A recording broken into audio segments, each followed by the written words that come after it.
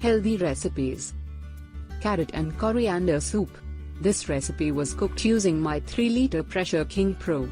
However, this meal can be cooked in any type of pressure cooker or an ordinary cooker. First, the ingredients: 1½ tablespoon olive oil, 1 onion, chopped, 1 teaspoon of ground coriander, 1 potato, peeled and chopped, 500 grams of carrots, peeled and chopped, 1.2 liters vegetable or chicken stock, 2 cubes, a handful of coriander leaves.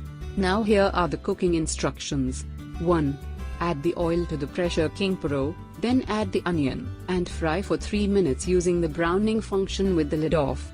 Press cancel when the built-in timer beeps. Stir in the ground coriander and potato, then using the browning function cook for 1 minute. Press cancel when the built-in timer beeps. 2. Dissolve the stock cubes in 1.2 liters of boiled water. 3. Add the carrots and stock, close the lid and set the pressure release valve to closed. Press the stew soup function and adjust timing to 5 minutes. 4. Remove the lid and add the majority of the coriander leaves, reserving a few sprigs to garnish the finished soup. 5. Use a hand blender or an electric blender or food processor to blitz the ingredients until smooth. 6. Return the smoothed ingredients to the Pressure King Pro, add a little salt to taste, then press fast reheat. 7. Serve garnished with the reserved coriander.